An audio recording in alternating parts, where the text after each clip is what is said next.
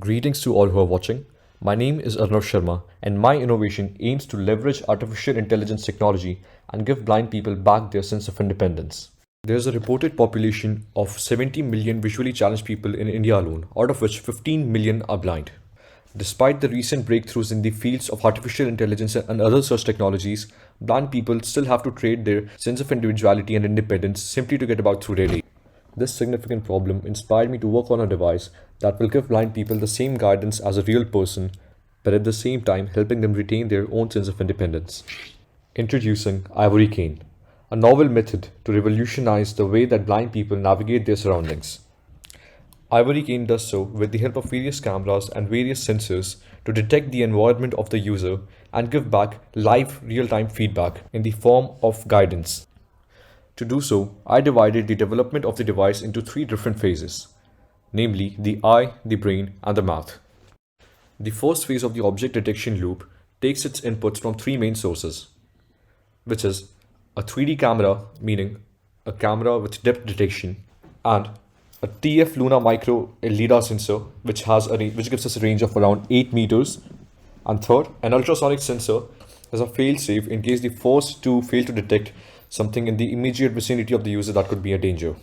Using a very simple mathematical formula, I'm also using the LiDAR sensor to calculate the speed of the user along with the speed of dynamic objects around them.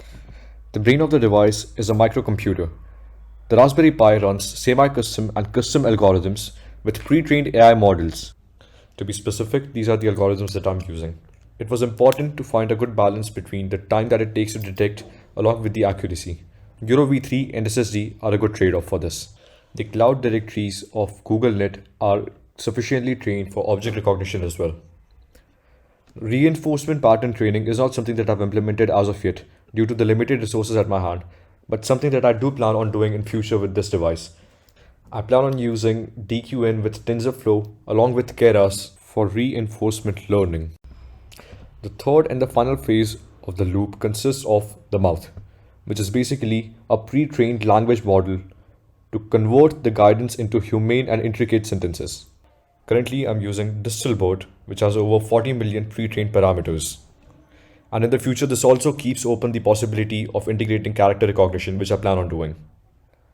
After a humane and intricate sentence is computed, then the statement or the guidance is sent into the ears of the user through a wireless earphone.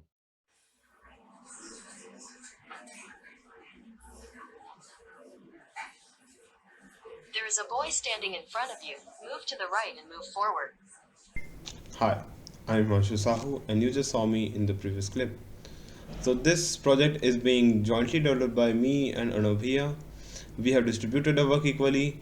Both of us look after the software and hardware part, but I contribute most of my time towards backend, and he looks after the big picture. And handing it over to Anubhiya. For example, out of the many parameters that I had set, here are two decision trees chosen at random to give you an insight at the back end of the software. The first decision tree outlines the process of detecting objects, generating textual descriptions, and processing the text with BERT. Coming to the novelty of the device.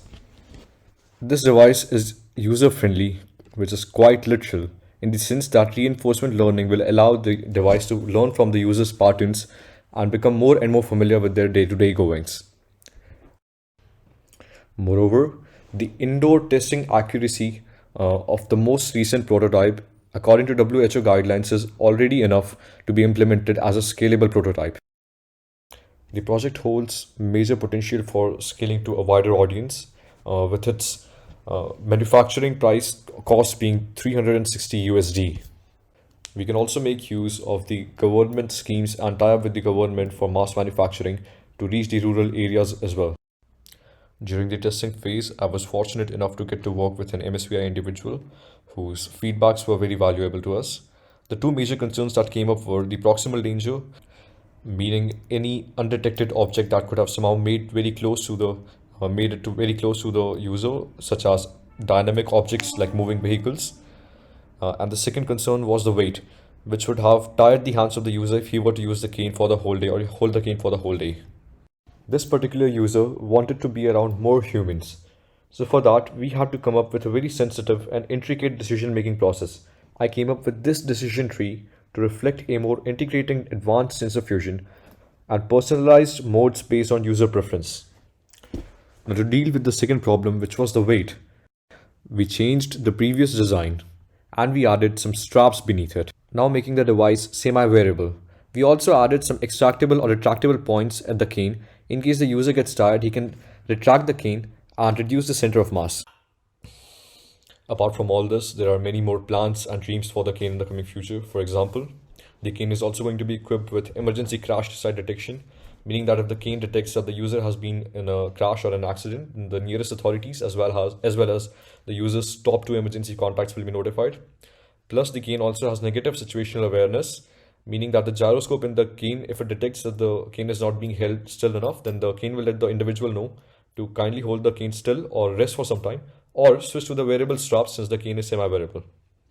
That was all for now. Thank you. My name is Arnav Sharma, and this was IvoryCane, the cane that's going to change the way that blind people see the world. Thank you.